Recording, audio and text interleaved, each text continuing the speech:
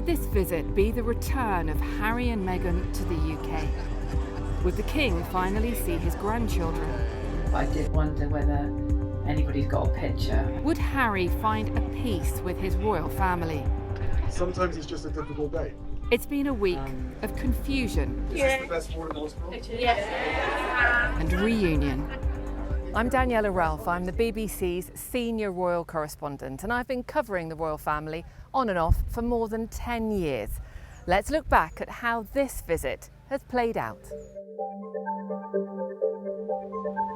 This trip was full of twists and turns. Right from the start, Prince Harry was supposed to be here with his wife Meghan and their two children Archie and Lilibet. 6 years after leaving royal life and the UK behind, it was a chance for a moment of reconciliation, even a family reunion. But the key sticking point was security. Prince Harry and his personal security team wanted taxpayer-funded police protection while here. That would give them access to all of the expertise of the Met Police. It's the kind of thing that Taylor Swift had when she was in the UK in 2024 after a terrorist threat forced her to cancel a concert in Austria. But the government committee that decides these things, which includes members of the royal household and the Met Police, did not make that offer to Harry. So he did not bring his family to London. And in addition, right before this trip even started, there was a further twist. First thing this morning, the Duke's official spokesperson said Harry would be staying at the palace while visiting London this week. Just minutes later, a palace spokesperson said this wasn't true. Sources claim Prince Harry had not responded in time to their offer of palace accommodation, so could no longer stay there. The result of all of this is more friction and more confusion. When it comes to Harry, Meghan and the royal family, nothing is straightforward. Really big day in terms of Prince Harry's crusade against the press. Prince Harry and 6 other people have lost their High Court privacy case against the publisher of the Daily Mail and Mail on Sunday. They'd sued Associated Newspapers Limited for unlawful information gathering, alleging that they have been the victims of phone hacking and other illegal activities. I was with him this afternoon at this charity event here in central London. Good afternoon, everyone. And thank you to all our supporters, partners and sponsors for being here. He hid his disappointment about the court ruling very well. He delivered a speech, he spoke to military veterans, and he didn't really let on what he was thinking.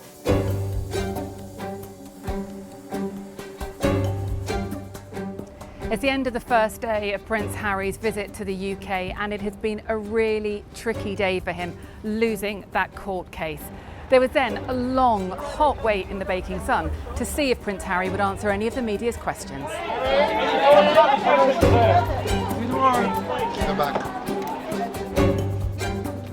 Yeah, I'll send it to him. Archie, Danny, put it on the Teams chat. We've now had a statement from Prince Harry issued jointly with Baroness Doreen Lawrence, who is the mother of murdered teenager Stephen Lawrence, and it makes very clear how they both feel here. They say in their statement that they went to court seeking justice and accountability, but we have received neither, they say. Let's talk to our senior royal correspondent Daniela Relph. What does all this mean for Prince Harry now then?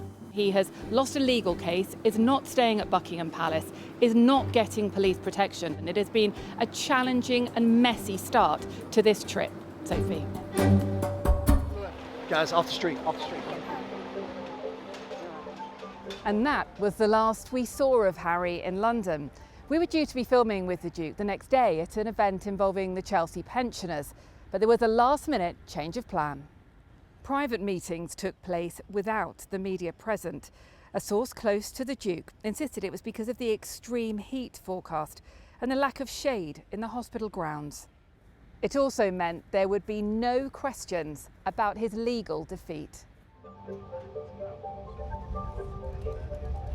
There was also no sign of Harry going into Clarence House to meet his father, the King. We're now approaching Birmingham International. We're now on our way to Birmingham for the next phase of this trip. There's probably a bit of relief in Prince Harry's camp to be leaving some of the drama of London behind. The big question though is, will Meghan join Harry in the Midlands? Shake your hand. Oh, what's that, Jonas? In the full gaze of the media, Prince Harry was doing what he does best in Birmingham. On show was old school Harry. You know who's obsessed with Lego? My son. Obsessed. And he's very good at building things as well. A reminder of how comfortable he is doing this kind of stuff. That's especially obvious when he's meeting children. But we wouldn't be seeing Harry's own kids or Meghan, at least on any engagements.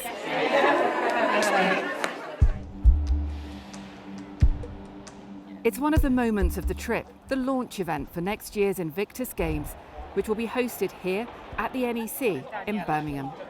Lovely, thank you so much. Thank you. Because Invictus has never just been about belonging to a team. It's about belonging to each other. We are a family, one that I am so proud and so honoured to be a part of. Watching Prince Harry here in Birmingham today, a few things have crossed my mind.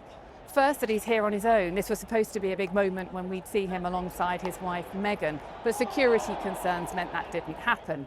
I'm also struck by just how good he is at these kind of engagements. He's got this easy charm. He'll talk to anyone. He'll really get stuck in. They are the kind of skills that would be really handy if he was still doing official royal engagements. And that's the other thing here. You are struck by just how deep the tensions still are between Harry and his royal family. And that remains a major talking point. Hello and welcome to When It Hits the Fan on BBC Radio 4, the show about PR and power. Sana, how important do you think it is to see Harry back here in the UK, sort of back to old school royal business in a way? Do you think that matters to see that? We've all have family issues and fractures, and so what we're doing is we're seeing ourselves in the mirror, and that's why so many people are leaning in and they're so invested in this story. You've, over the years, known quite a few royal fan hitters. I wonder where you think the Harry and Meghan one sits. The Harry situation is actually one of the biggest existential threats the palace have had. If they don't solve it longer term, when William becomes king, there will be two palaces, two courts, one in America and one in the UK, and that could be a real threat. We've spent all week ringing contacts in the UK and in California to try to find out if Meghan and the kids are coming over. Well, we finally got our answer, and it came from Buckingham Palace, who've told us that the King and Queen have met up with Harry, Meghan, Archie and Lilibet at Highgrove, the King's home in Gloucestershire. We won't see any photos of the family reunion. That will stay as a private moment. You could be the target or you could not. Instead, the grand finale of Prince Harry's visit took a much lighter turn. We are essentially trying to channel the energy of the goat to feel at one with the spirit of the goat. Yeah. After a heavy-going week. Goat yoga, anyone? Harry found himself quite the draw for all those getting involved in the yoga sessions.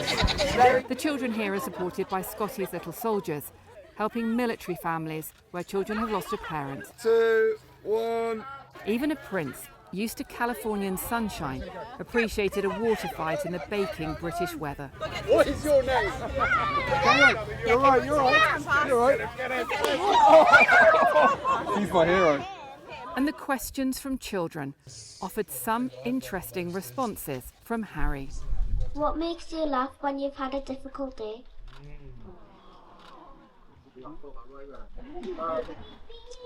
You know what? Sometimes it's just a difficult day. I think this goes to all of you. There are some days where you'd like to laugh, but it might not always be possible to laugh. Getting Prince Harry away at the end of the final engagement wasn't easy. Thank you so much. Virtually everyone got their selfie eventually. A lot hung on this visit for both Prince Harry and the King. In the run-up, things had been tense. Everyone was wary, and that feeling lingered. But it ended with a reunion that could mark the start of a shift in family dynamics. A week is a very long time in the story of the turbulent relationship between Harry and Meghan and the royal family.